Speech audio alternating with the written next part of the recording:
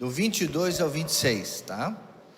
Diz assim: eles foram para Betsaida, e algumas pessoas trouxeram um cego a Jesus, suplicando-lhes que tocassem nele. Ele tomou o cego pela mão e levou para fora do povoado. Depois de cuspir nos olhos do homem e impor-lhe as mãos, Jesus perguntou: você está vendo alguma coisa? Ele levantou os olhos e disse: vejo pessoas, elas parecem árvores andando. Mais uma vez, Jesus colocou as mãos sobre os olhos do homem. Então os seus olhos foram abertos, e a sua vista lhe foi restaurada, e ele via tudo claramente. Jesus mandou-o para casa, dizendo: não entre no povoado. Que Deus abençoe a sua palavra. Amém, queridos? Pode se assentar.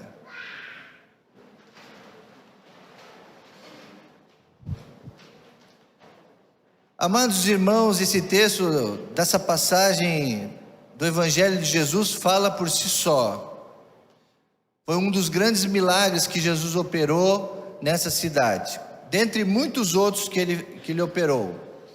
Mas esse em particular, a gente fica intrigado porque essa questão de cuspir, passar a mão nos olhos daquele cego, o próprio milagre já é algo intrigante para nós. E depois, parece que foi um milagre em 2 etapas ou 3 etapas. Como que é isso? Por que disso?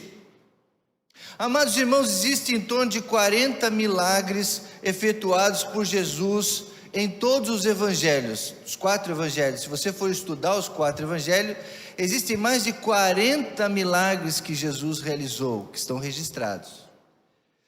18 desses milagres, 18 desses 40, estão inseridos apenas no Evangelho de Marcos. Então o Evangelho de Marcos é um livro que mais fala sobre Jesus poderoso, um Jesus que operava milagres, coisas sobrenaturais. O Evangelho de Marcos, ele destaca mais um Jesus poderoso, um Jesus filho de Deus, que ia fazer grandes coisas. Dentre esses 18 milagres que está somente no livro de Marcos, a cura do surdo-mudo, no capítulo 7, versos 31 e 37, e esse milagre aqui que nós vimos. Só esses 2 que estão ali registrados. Esses 2 milagres registrados apenas em Marcos, não tem em outros evangelhos. Alguns se repetem, mas esses 2 aqui só tem no livro de Marcos. Interessante isso. Possuem algumas similaridades. Primeiro, Cristo tira o sofredor do meio da multidão e leva a pessoa no lugar à parte. Esse é um diferenciado. Segundo, o milagre é operado em particular, não foi diante das multidões. Foi ninguém, só Jesus e a pessoa. Interessante isso também. E é feito também, foi usado meios físicos para operar o milagre. Em alguns momentos Jesus só falava, a pessoa já era curada. Não precisava nem a pessoa estar ali, do outro lado ela era curada. Mas esse milagre em especial, precisou Jesus tocar nos olhos dele e usar também a saliva de Cristo. Interessante. E também nesse milagre é ordenado, como nós lemos, que o cego ficasse quietinho, não falasse com ninguém, não se mostrasse no povoado, ficasse na dele, digamos assim. Não compartilhasse nas redes sociais dele, não aparecesse, não tirasse foto, nada. Por que Jesus fez isso, será, né? Vamos analisar um pouquinho mais o contexto dessa história. Esse milagre aconteceu em Betsaida. Betsaida era a cidade do tetrarca Herodes Filipe, que deu o nome dessa cidade em honra a Betsaida Júlia, que era a filha dele, a filha do imperador Júlio César. Então essa cidade se chamava Betsaida, que era a filha do imperador César Augusto. Herodes fez dessa cidade uma cidade muito importante, muito rica, naquela região toda lá. Pedro, André e Felipe eram dessa cidade. Então você veja que Jesus ele caminhava muito por essa região. Os discípulos de Jesus conheciam muito bem aquela região onde aquele cego estava. Isso explica também o fato desse milagre estar inserido somente no Evangelho de Marcos. Marcos recebeu da boca de Pedro muitas das histórias a respeito de Jesus, e essas histórias ocorreram na cidade de Pedro. As igrejas petrinas ali, que começaram o Evangelho ali, conheciam muito bem essas histórias e eram contadas sempre, repetidas vezes para os filhos, e essa história se tornou muito conhecida. Sabe que Marcos escreveu o Evangelho muito depois. Marcos não viveu nessa época. Ele ouviu as histórias de Pedro, de Mateus, de João e começou a escrever, tá? Então isso explica. Jesus, irmãos, ele fazia questão de curar as pessoas. Escuta agora, porque agora tem a ver com a gente. Quantos de nós estamos precisando de cura? Um dos ministérios mais importantes de Jesus foi a cura. Jesus, ele tinha tríplice ministério. O ministério de Jesus era tríplice. Era ensinar, pregar e curar. Ensinar, ele era o mestre. Pregar, ele pregava o reino de Deus, falava nas multidões.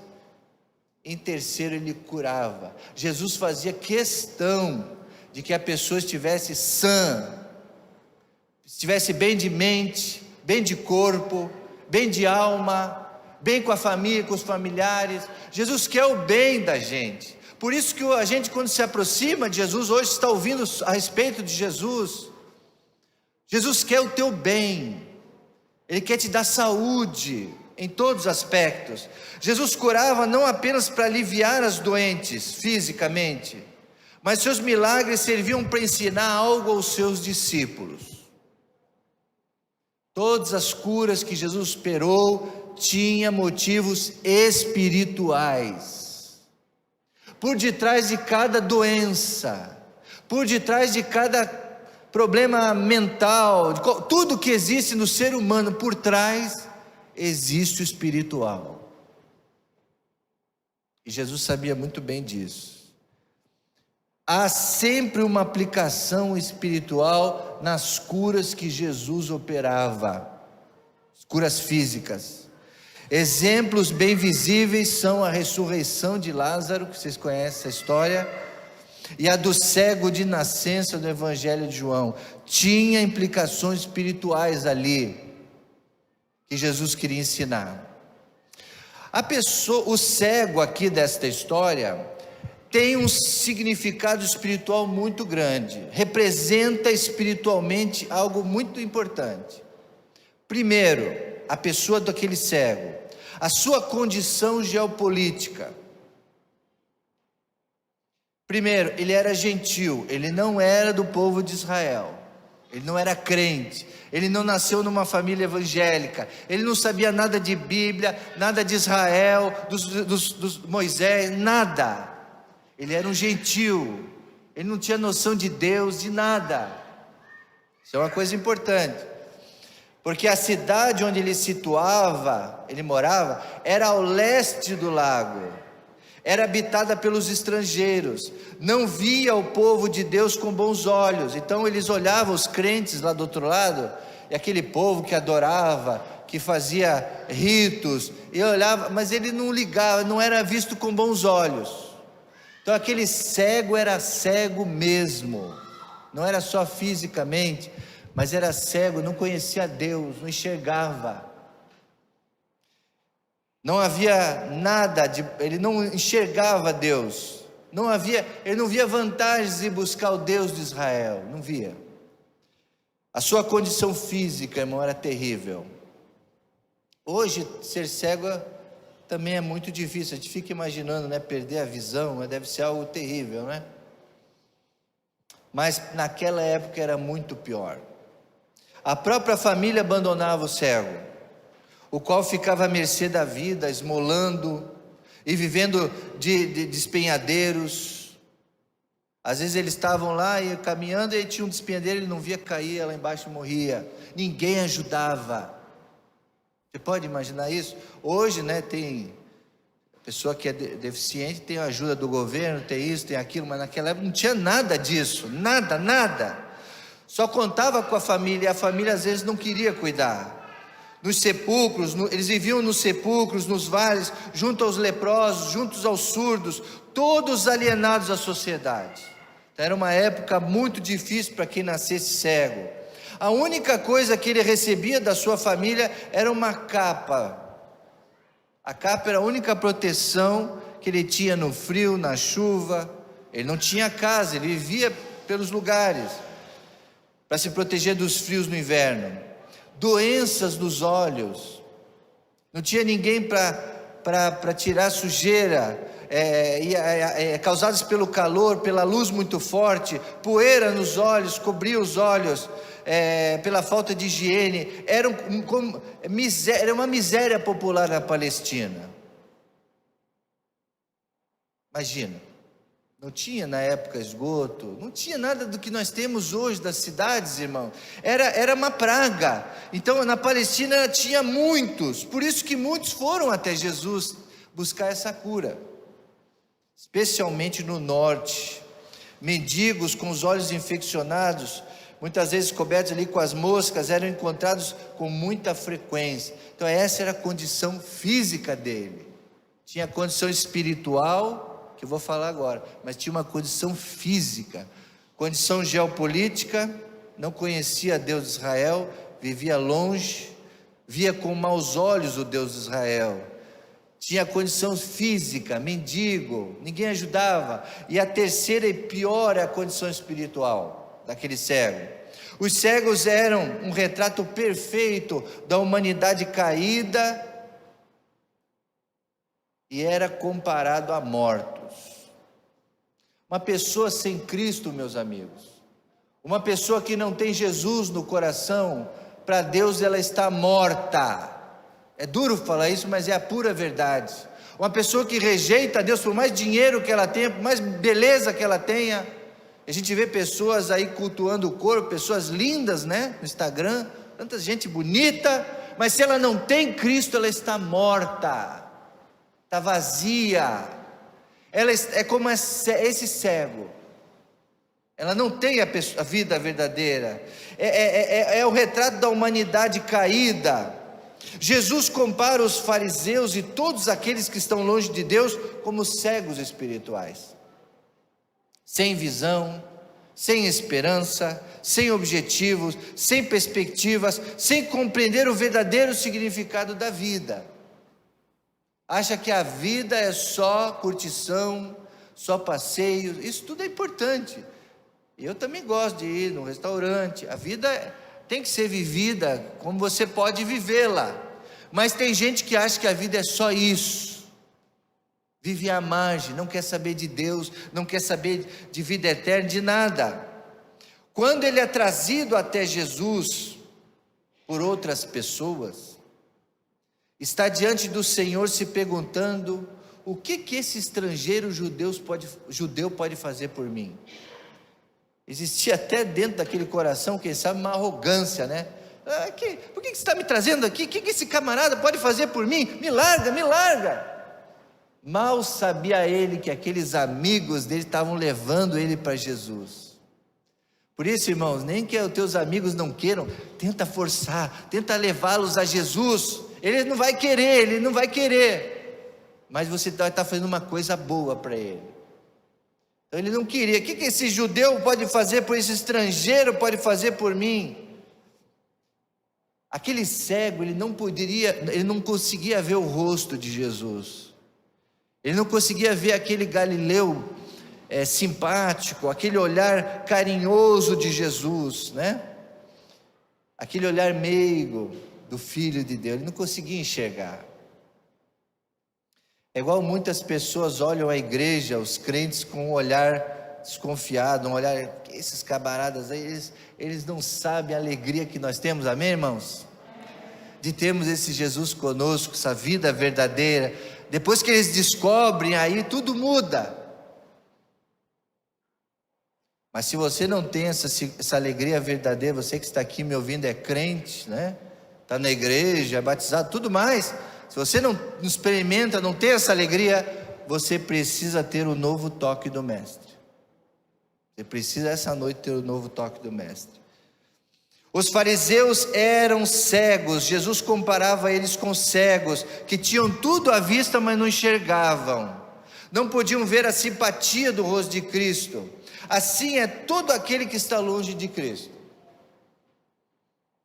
A pessoa pode até vir à igreja, mas ela está longe de Cristo. Existe uma palavra muito interessante hoje, que nós estamos buscando muito, que é uma palavra chamada conexão. Você pode estar aqui no banco, mas se você não se conecta no momento do louvor, você não consegue adorar. Se você não se conecta aqui com o texto da Bíblia, não começa a cabeça a funcionar, pensando nisso, se concentrando, não se conecta. Aí quando chega o pregador aqui todo empolgado, fazendo um desafio para você, você não sabe direito, você não diz amém, você sai da mesma maneira que entrou, você não se conectou. Aí não adianta, está longe do Mestre.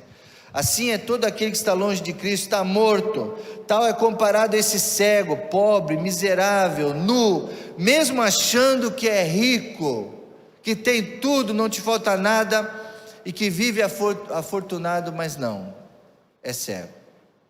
Então o cego representa espiritualmente uma pessoa assim, longe de Cristo, condição física terrível, mas pior ainda a condição espiritual, e muitos hoje estão como esse cego.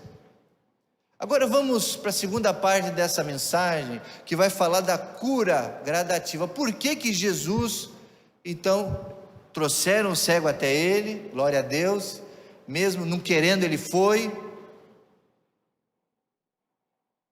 Aí ele chega diante de Jesus. Irmãos, quando nós chegamos na presença de Jesus, Jesus já nos conhece. Jesus já sabe o que nós precisamos. Se Jesus decidiu curar ele em 2 ou 3 etapas, Jesus sabia o que estava fazendo. Você pode falar assim, mas Jesus, se ele era tão poderoso, por que ele não falou, sai, e a cegueira sai, ele volta a enxergar? Que Jesus, irmãos, é o dono da vida, ele sabe antes dos médicos, ele sabe tudo sobre nós, nossa condição física, espiritual, emocional. Ele vê o que vai acontecer, ele conhece já os cenários, ele sabe, se ele te der isso agora, você não vai se dar bem. Tem que passar algumas etapas para que ali na frente você receba o presente, receba a bênção.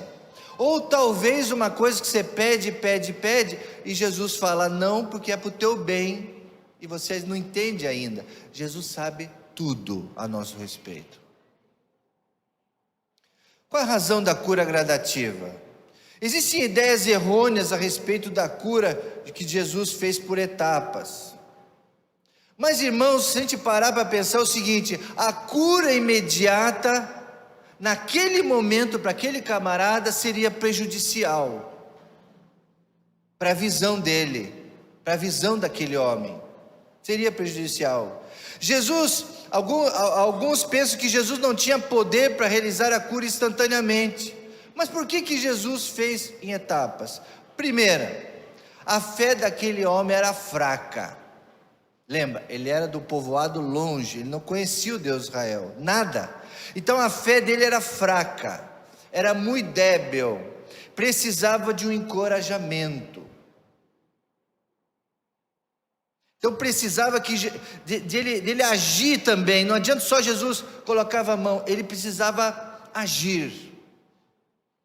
Segundo, a cura foi gradativa porque aquele homem não possuía fé alguma, nenhuma.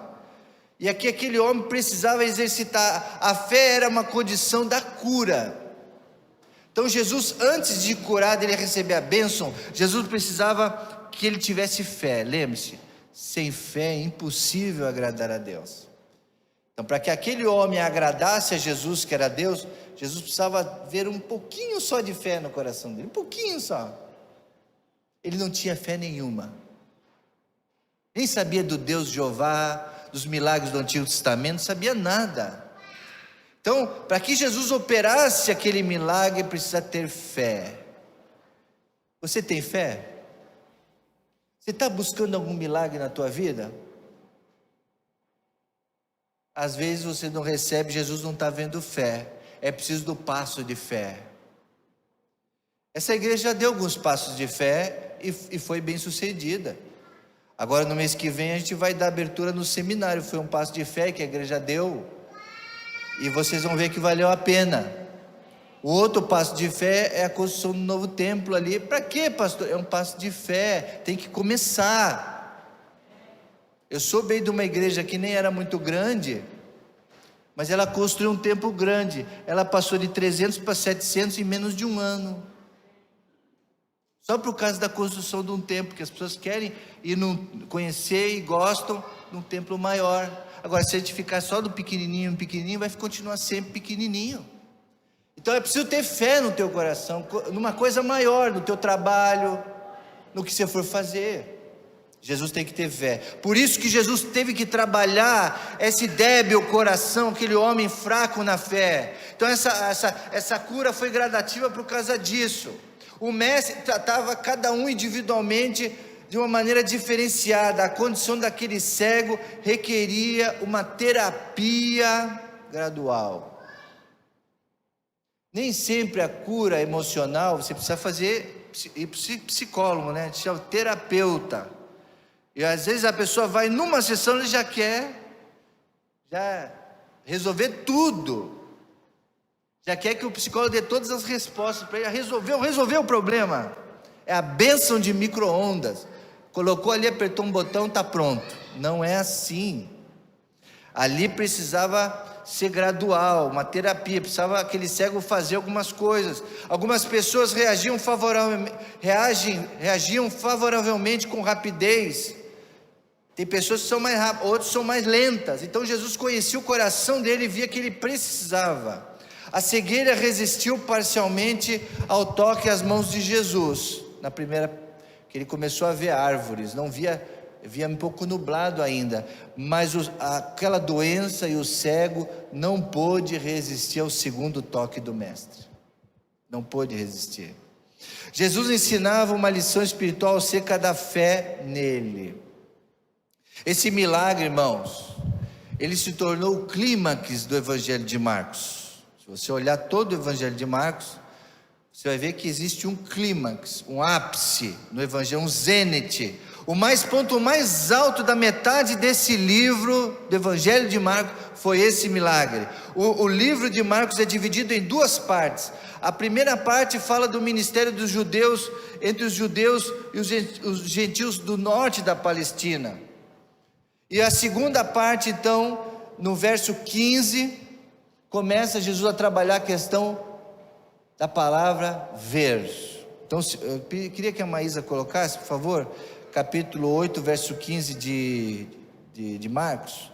Nós vamos ler ali que Jesus já tinha falado que os fariseus não estavam enxergando. Diz assim: advertiu-os Jesus: estejam atentos, tenham cuidado com o fermento dos fariseus e com o fermento de Herodes. O que é esse fermento? Jesus estava querendo dizer que eles eram cegos.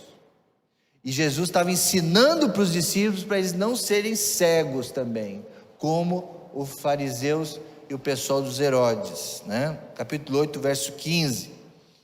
Jesus falou duas vezes sobre o ver. O versículo 18 também. Vamos ver o 18 agora. O que ele diz? Repitam comigo. Vocês têm ouvidos, mas não ouvem. Não se lembram? Então Jesus já estava ensinando para eles que eles tinham que ver espiritualmente, para eles não serem como os fariseus cegos. E ele no versículo 18 fala: vocês têm olhos, mas não estão enxergando. Enxerguem.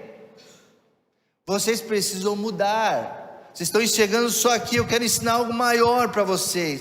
Essa palavra-chave ver aparece mais de 6 vezes nesse contexto aí de Marcos 8. Aparece mais de 6 vezes essa palavra. E como se como se a pergunta anterior não tivesse sido respondida.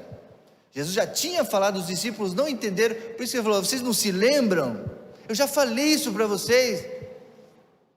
Tenham fé, não duvidem. É uma terapia mesmo a vida espiritual, irmãos. A gente não sabe tudo da primeira vez. Você se converte a Jesus, é o primeiro milagre, mas você tem que continuar, e mais coisas vão acontecendo, para que você aprenda, e vai sendo respondida agora com esse milagre. E esse milagre veio para responder mais ainda essas perguntas de Jesus. No verso 15, que nós já lemos, os fariseus são tidos como cegos. No verso 18, que nós lemos agora, os discípulos também estavam sendo ditos como cegos por Jesus, porque eles estavam num degrau mais baixo. Jesus queria que eles subissem o degrau. O cego estava lá embaixo, por isso que ele precisou dessa gradativamente. Assim, esse milagre se presta muito bem para a transição entre a metade do livro e, de certa forma, também ilumina o relacionamento entre Jesus e os seus discípulos, pois no verso 29, coloca o 29 agora. Pois no verso 29, o que diz lá? E vocês, perguntou ele, quem vocês dizem que eu sou? Pedro respondeu o quê? Tu és o Cristo. Ali eles enxergaram. Estão entendendo? No final aí do capítulo 8, verso 29, eles não estavam vendo que Jesus era o Cristo. Mas daí Jesus agora, depois da cura desse cego, depois de eles terem visto esse milagre, depois de Jesus ter falado dos fariseus que eram cegos, que eles eram também, vocês não estão entendendo? Aí Jesus fez o arremate e perguntou: e vocês? Quem vocês acham que eu sou? Tu és o Cristo. Aí eles estão vendo. É o ápice do Evangelho de Marcos, onde Jesus consegue tirar dos discípulos a cegueira espiritual. Por isso, essa noite aqui, o milagre maior que você pode dizer essa noite é isso aí, ó. Tu és o Cristo. Você reconhecer de uma vez por todas, tirar essa cegueira, não está vendo? É Cristo a resposta. É Cristo que é o Filho do Deus vivo. Isso que Jesus desejava. Jesus então opera uma cura de forma gradual para ensinar verdades espirituais para eles. É uma vívida ilustração da maneira pela qual a frequência do Espírito Santo opera na vida das pessoas. O Espírito Santo foi operando no coração daquele cego e opera nas nossas vidas. A conversão de uma pessoa é uma iluminação, porque a pessoa andava em trevas, ela queria enxergar, mas ela não conseguia enxergar. Isso a gente chama de trevas. E a conversão de uma pessoa é quando vem a luz, ilumina e ela começa a enxergar a verdade. E o que nós estamos fazendo aqui essa noite para você é jogando uma luz, para que você enxergue. É a vívida ilustração da conversão de uma pessoa que estava cega. No entanto, poucas pessoas, logo ao se converterem, veem as realidades espirituais de forma nítida. A primeira cuspida de Jesus ali no olho dele, o que você está vendo? Eu estou vendo que nem árvores. Tem pessoas que se convertem a Jesus, mas elas não estão enxergando direito ainda, porque é muito novo. Ela precisa então do segundo toque do mestre, para que ela possa ver tudo. As grandes verdades do Evangelho são percebidas de forma ofuscada no início, e são imperfeitamente compreendidas no início. É necessário esse segundo toque do mestre, para que nós consigamos ver as coisas com maior clareza, e dar um aspecto da vida cristã, colocar a vida cristã no devido lugar. É por isso, irmãos, que nós temos que cuidar muito bem dos novos convertidos, porque eles ainda não, eles estão como essa primeira etapa, enxergando meio turvo ainda. E conforme ela vai vivendo, conforme ela vai estudando a Bíblia, conforme ela vai exercitando a fé aqui na igreja, na vida dela, vai tirando as escamas ali e Jesus vai tocando, tocando, tocando. E eu pergunto essa noite: quantos estão com a vista turva? Quantos que ainda não estão enxergando Jesus, a vida espiritual completa? Esta é uma noite para você pedir para Jesus: Jesus, eu quero ver claramente tudo, o mundo espiritual, por que isso está acontecendo na minha vida. Peça para Deus hoje: toca na minha vida de novo, Jesus. Por isso que eu falei naquele dia que o professor pregou esse sermão, eu falei: eu queria me converter de novo, porque eu não estava enxergando tudo ainda, e talvez hoje ainda não esteja enxergando tudo. Eu preciso desse toque, desse convívio com Jesus toda hora. Quando eu ergo as minhas mãos no louvor, quando eu abro os meus ouvidos para ouvir mensagens como essa, e deixo Jesus transformar e me mudar, porque tem gente que ouve, ele falou, tem ouvidos mas não ouvem, mas que eu possa ter ouvidos que ouçam, amém? Peça isso para Deus, para que a cegueira saia. O significado da cura gradativa: uma palavra apenas proferida, um toque apenas seria suficiente, um toque de Jesus seria suficiente para curar na hora, mas Jesus toma ele pela mão. Só aí já é outro sermão, né, irmãos? Jesus pega ele pela mão, glória a Deus, né? A Bíblia diz, aqueles homens trouxeram ele a Jesus, deixaram com Jesus. Jesus tocou e pegou pela mão e levou para fora da cidade. E ali ele aplicou a saliva, cuspindo nele, impondo-lhe as mãos. Ele não é curado integralmente. Jesus impõe de novo as mãos e a cegueira não resiste. Não resiste. Jesus o tira para fora da cidade. Por quê? Algumas vezes Jesus agiu assim. Não foi a primeira vez. Algumas vezes Jesus já tinha visto. Na filha de Jairo, por exemplo, no capítulo 7. O surdo, no capítulo 7. A filha de Jairo. Jesus foi para dentro do quarto. Vocês lembram dessa história, né? Tinha um monte de gente chorando lá, gritando. E Jesus, onde que ela está? Ele foi lá dentro do quarto da menina. Não tinha multidão nenhuma, estava só os dois ali. Eu acho que tinha um outro discípulo com ele ali. E aí ele falou: menina, levanta-te. E ela se levantou. Foi particular também, né? Essa ação de Jesus tem grande significado. Jesus sentiu o empecilho.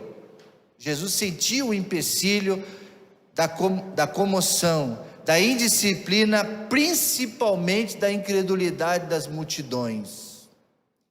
Se você ouvir a multidão, você não vai sair do lugar. É igual os noticiários de hoje. Se você ficar ouvindo as pessoas não crentes, você não vai conseguir. Jesus sabia disso, que a multidão atrapalha. Nem sempre a multidão ajuda, irmãos. Porque a gente dá ouvidos. Pedro lá, quando estava sobre o mar, Jesus foi encontrar eles lá no meio do mar. Veio aquela tempestade, eles estavam naufragando, você já conhece essa história. E Pedro falou: és tu, Senhor? Se és tu, deixa eu ir contigo. E Jesus falou: vem. E Pedro começou a pisar, ele estava caminhando sobre o mar, mas quando ele viu o mar, o vento, viu tudo, ele começou a afundar. Então quando a gente tira os olhos de Jesus, então Jesus sabia que ele precisava, algumas pessoas tinham que fazer a parte. Em Nazaré também, na cidade de Jesus, ele não pôde ali fazer milagres devido à incredulidade daquele povo. Então, lugar de incredulidade não é propício para milagres. O milagre acontece no ambiente de crença, de fé, no ambiente onde todos concordam, todos estão orando ali, concordando com aquilo. É por isso que eu digo para vocês, Igreja Jardim da Prata, se vocês se unirem para orar juntos, tiverem unidade num propósito, e todo mundo orando, todo mundo querendo, vai acontecer. Milagres, em todos os tipos de milagres, mas tem que estar junto. Os ambientes, irmãos, atrapalham. Estava falando hoje para um irmão que eu estou preparando um sermão sobre o medo.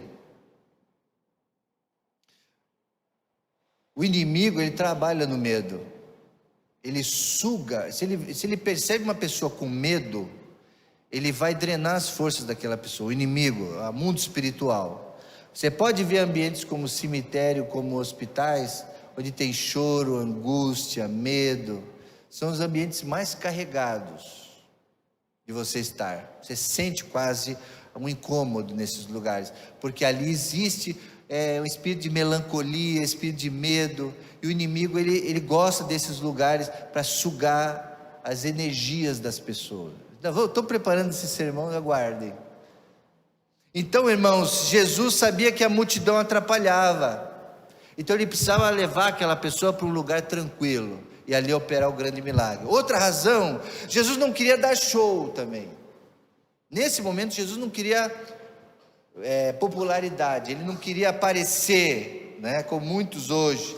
Jesus não queria dar show para provar o seu poder. O objetivo dos milagres era o alívio do sofrimento humano. Jesus estava olhando para aquela pessoa ali, queria cuidar daquela pessoa, e não demonstração fria e automática do seu poder.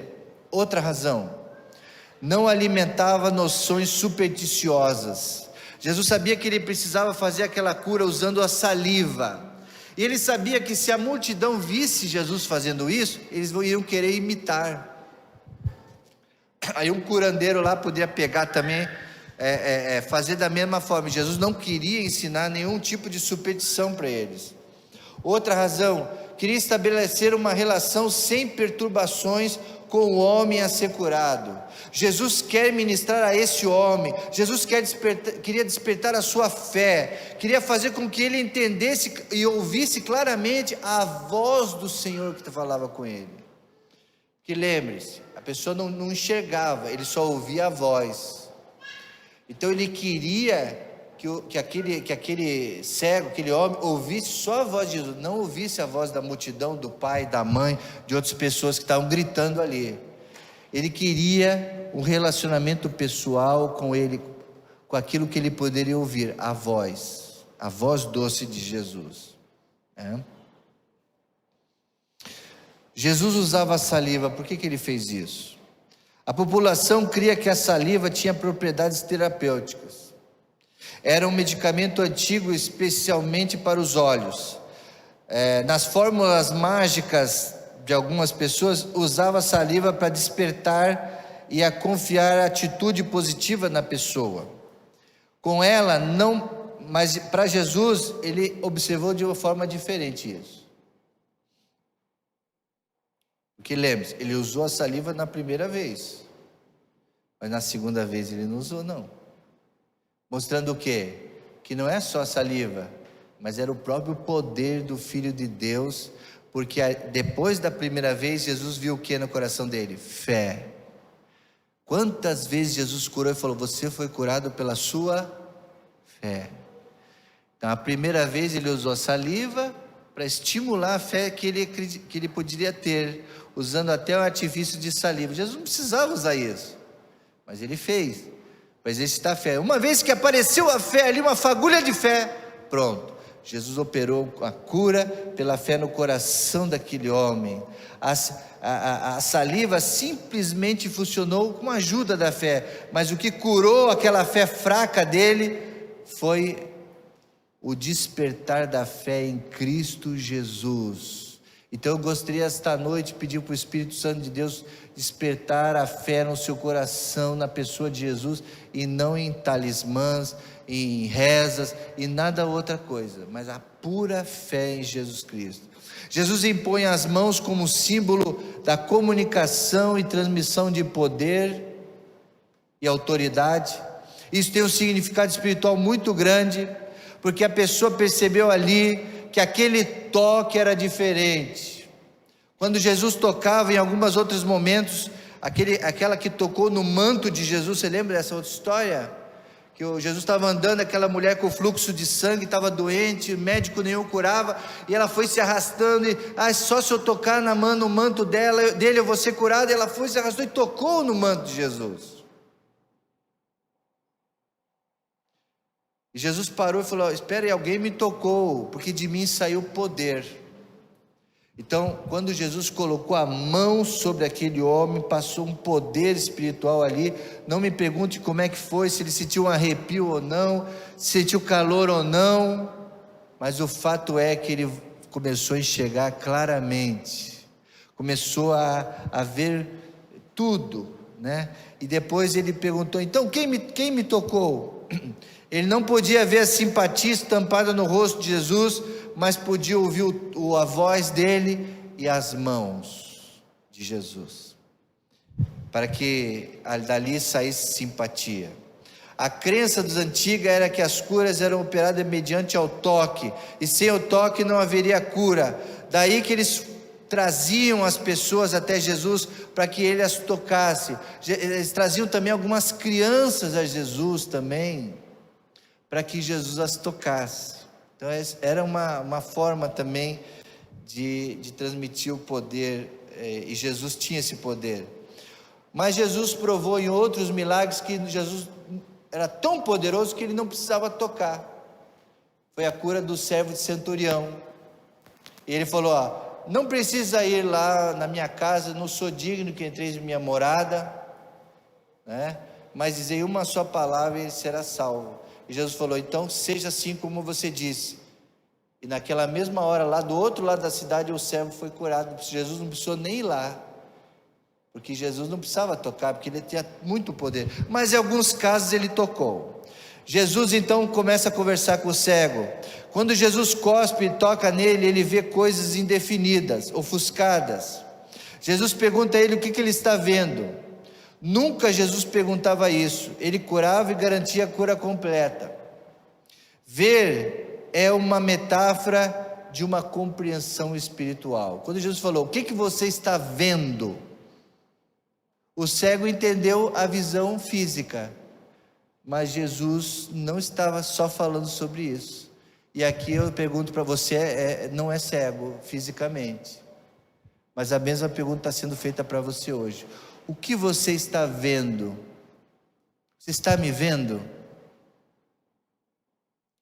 Aonde você está vendo que eu estou operando na sua vida? Eu já estou agindo na sua vida, você está vendo? Eu já estou preparando as coisas para você, você não crê? Que Jesus está preparando? Que eu estou preparando para você? Então, quando Jesus pergunta o que você está vendo, não é só fisicamente, é espiritualmente. Por isso que as coisas que acontecem no nosso mundo físico, irmãos, a gente trabalha muito da vista do que a gente vê, mas muitas coisas que Deus está revelando são de coisas que a gente não está vendo, mas que Deus quer mostrar para você. Por isso que ele pergunta: o que você está vendo? Jesus começa a dialogar. Ver é uma metáfora. A cura dramatiza a persistente falta de entendimento dos discípulos, enquanto Jesus pacientemente conduz a eles a uma compreensão completa. O que é a vida? O que é a morte? O que é esse vírus? Ele vai me abater? Ele pode me destruir, esse vírus? Não. Se eu olhar com os olhos espirituais, não pode. Com os olhos físicos eu posso ficar doente? Sim. Mas com os olhos espirituais, não. Não pode, nada pode me abater, porque a minha vista está em outras coisas, está no mundo espiritual, está na vida eterna. Jesus toca a segunda vez e daí ele é curado perfeitamente. Ele teve agora a fé suficiente para ser curado perfeitamente. É isso que Jesus quer, uma fé perfeita da nossa parte, para termos as coisas dele. O que isso tem a ver comigo e com você? Agora partindo para o fim, para a aplicação dessa mensagem. Mas eu acho que você já está entendendo o que Deus quer falar hoje com você, né? Mas vamos falar mais claramente.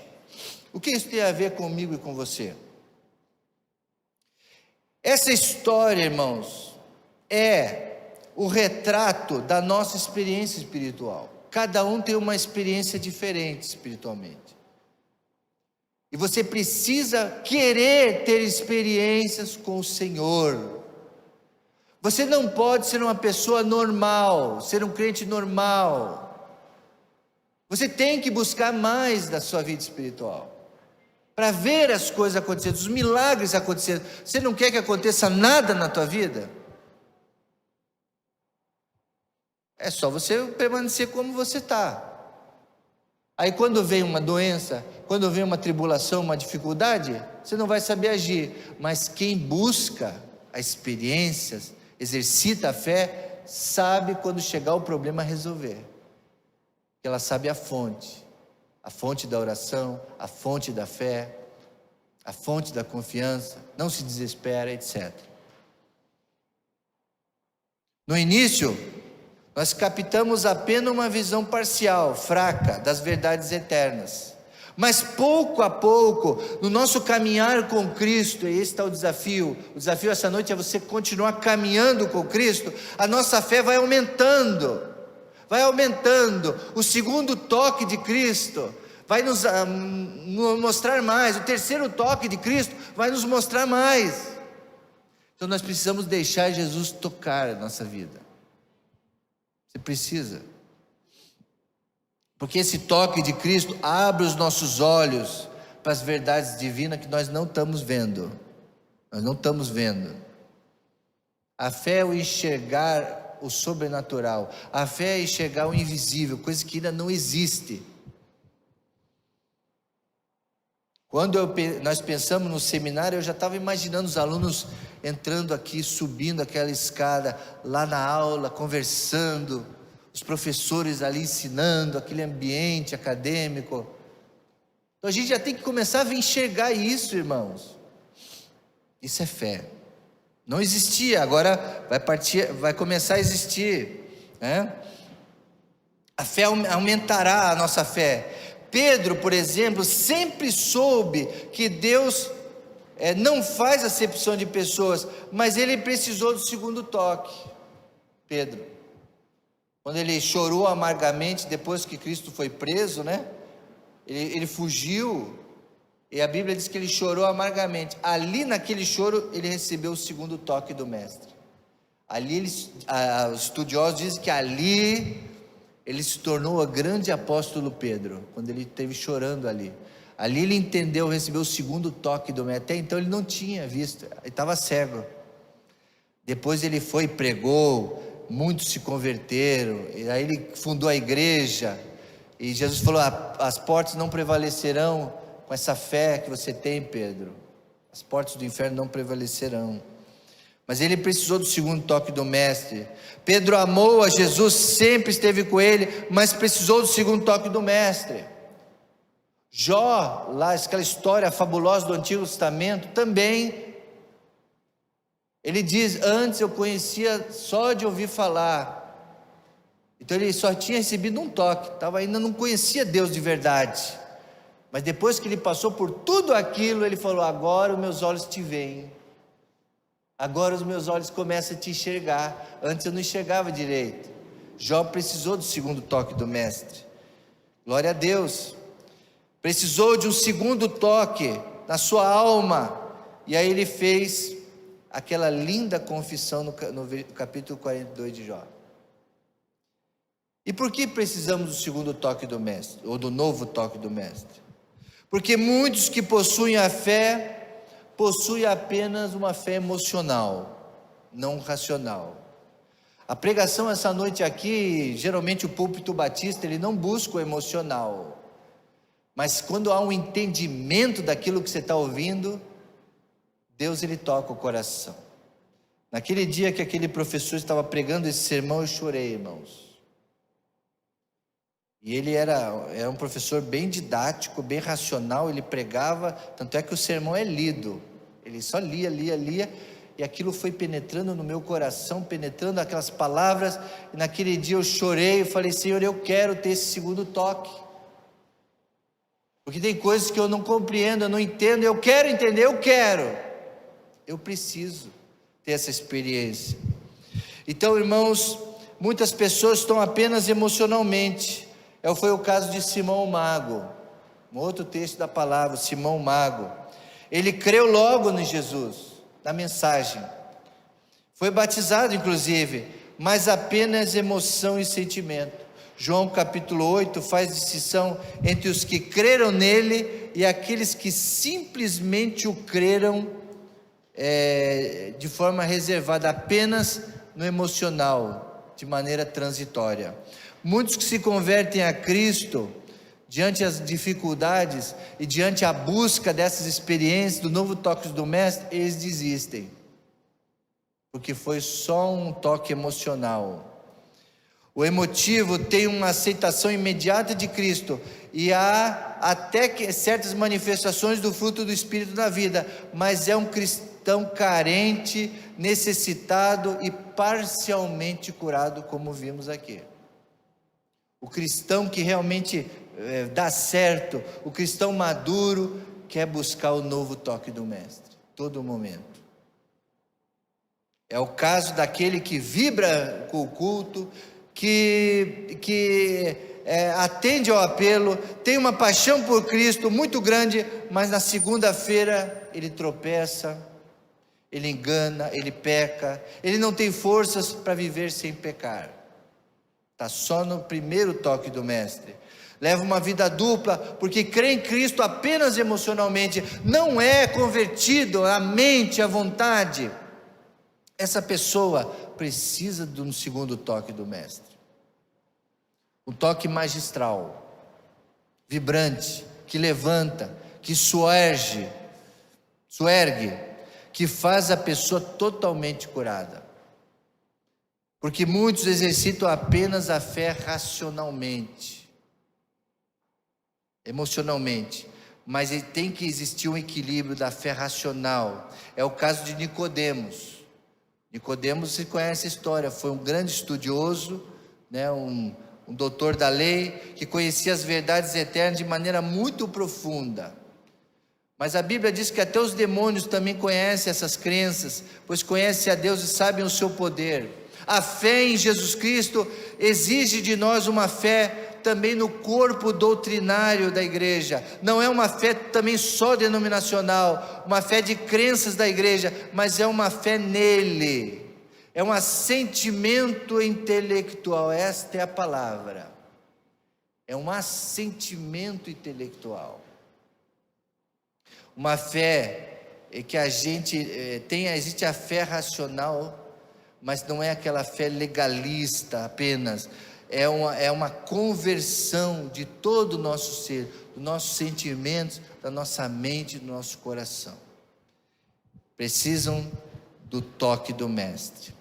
Amados irmãos, muitos estão como aquele cego, apenas no primeiro toque. Veem as coisas de forma incompleta e distorcida. Por isso não crescem na vida espiritual. Vivem uma vida medíocre em pecados, com um pé dentro da igreja e outro fora da igreja, sempre pensando que vai voltar, mas que o velho homem está sempre falando, e fica falando: eu vou desistir, vou, não vou, eu sou da igreja, mas não sou, eu vou voltar, fica nesse ir e vir, apenas passaram pelo primeiro toque do Mestre. Mas nessa noite, irmãos, na nossa vida, precisamos desse toque abençoador, curador. Precisamos ter os nossos corações sarados, recuperados, abençoados. Precisamos desse toque libertador, porque é uma luta muito grande da vida física com a vida espiritual. Precisamos de um novo ânimo. Jesus quer renovar na nossa vida, dar novas forças, dar novo ânimo. Ele quer dar fé nos nossos corações, de forma, essa terapia, para que a gente alcance milagres maiores. Irmãos, como precisamos do segundo toque em nossas vidas, para esclarecer muitas coisas, muitas dúvidas. Nesse mundo de hoje, moderno, com tantas ideologias, crenças, partidarismo, tantas coisas, está dando uma confusão no coração, da mente da nossa. Como precisamos de esclarecimentos na nossa vida espiritual, nossa vida cristã. Eu quero terminar com uma ilustração muito conhecida, que vai ilustrar muito bem essa mensagem. A história conta, é uma história verídica, mas que alguém pegou essa história e transformou numa parábola. Existia um grande leilão, muito conhecido, muito famoso lá na Europa, e muitos grandes bilionários iam nesse leilão para arrematar os objetos desse leilão. E era numa sala muito bem iluminada, e eles colocavam então aqueles objetos naqueles lugares ali, iluminavam, e ali se fazia toda uma divulgação ali, e as pessoas pagavam milhões naqueles objetos. Mas num cantinho da sala dos leilões dos objetos existia ali um violino, um instrumento musical muito abandonado no canto, esquecido. Ninguém reparava naquele violino. E aquele violino era velho, ainda possuía ali alguns desgastes do uso. Mas tinha um senhor que ficava olhando aquele violino todo momento, um senhor idoso, uma barba já branquinha, muito bem aparado, um senhor muito bem vestido, estava ali aguardando o leilão daquele violino, e demorou bastante tempo para que aquele violino viesse. Os milionários ficavam ali disputando quais eram os itens mais caros, e arrematavam aqui e ali, e daqui a pouco chegou o momento então de trouxeram então aquele objeto, leilão. E diz que aquele idoso chegou até aquele violino, ninguém dava nada, ninguém dava nenhum lance, e ficou aquele valor ali. Dou-lhe uma, dou-lhe duas. Aí o senhor levantou e pegou ali aquele violino, começou a limpar, pegou um pano, com carinho, começou a limpar aquele objeto. Daqui a pouco ele puxa o arco e ele começa a tocar aquele violino. E ali daquele violino saiu uma bela melodia, uma canção melodiosa, uma bela canção. E aquele violino, naquele instante, aquelas pessoas começaram a levantar a mão: eu quero, um dá mais, outro dá menos, começaram a dar mais, e os bilionários começaram a se manifestar, mas aquele violino já tinha um dono, era aquele senhor, porque ninguém queria dar nada, ninguém valorizava aquele violino. Mas depois que aquele violino teve o toque do mestre, e alguém perguntou: mas por que aquele violino não valia nada e agora vale milhões? Aí alguém respondeu: porque aquele violino recebeu o toque do mestre, ninguém dava nada para ele, mas depois que o mestre tocou, as pessoas então começaram a valorizar aquilo. Então a mesma coisa Jesus faz na nossa vida. Um violino sem o toque do mestre é apenas o violino jogado no canto da sala, é a nossa vida, é a tua vida. Mas com o novo toque do mestre, você deixar Jesus tocar a sua vida vai ganhar uma nova proporção, um ganho, uma valorização. É isso que Jesus quer dar. Jesus é o mestre, Ele quer tocar na nossa vida, para que a gente possa valer mais. Todos começaram a desejar aquele violino, mas aquele violino agora tinha dono. E a tua vida hoje precisa ter esse toque de Jesus, precisa ter esse dono. E eu quero encerrar então essa mensagem pedindo que você abaixe sua cabeça e não tratasse esse sermão como mais um sermão na tua vida. Esse é o pior erro que os crentes podem ter quando vêm à igreja: ouvem o sermão e não fazem nada com esse sermão, não deixa tocar, é mais um.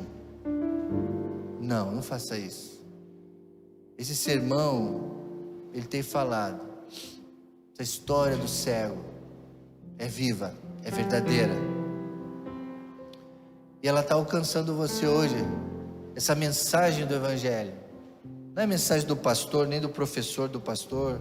Tem gente que fica incomodada com isso. Não, é o texto bíblico. Ele tocou a minha vida, e nesta noite Ele vai tocar a sua vida. E a primeira pergunta que eu quero fazer é: como é que está a sua vida? Você quer receber o novo toque do mestre? Esteja orando agora, falando isso para Jesus: Senhor, toca na minha vida. Eu preciso desse renovo, Senhor. Eu preciso mais de Ti. Eu preciso de um milagre. na minha vida, coloca para Deus a área da tua vida que você precisa do toque do Mestre. A primeira área é espiritual, é para todos. Você que está em casa também, não deixa as distrações te atrapalharem nesse momento. Seja nesse momento sendo ministrado, deixa Deus tocar na sua vida aí na sua casa, aonde você estiver. E se tem alguém que quer entregar a sua vida a Jesus, hoje Deus tocou no teu coração, entregue a sua vida a Jesus hoje. Não deixa para amanhã, é hoje. Jesus quer entrar e quer transformar o teu coração.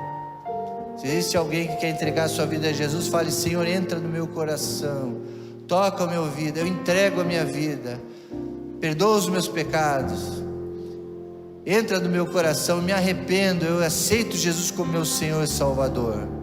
Se eu estou afastado, eu quero voltar aos teus caminhos. Eu reconheço hoje que eu estou afastado, estou longe, eu quero voltar.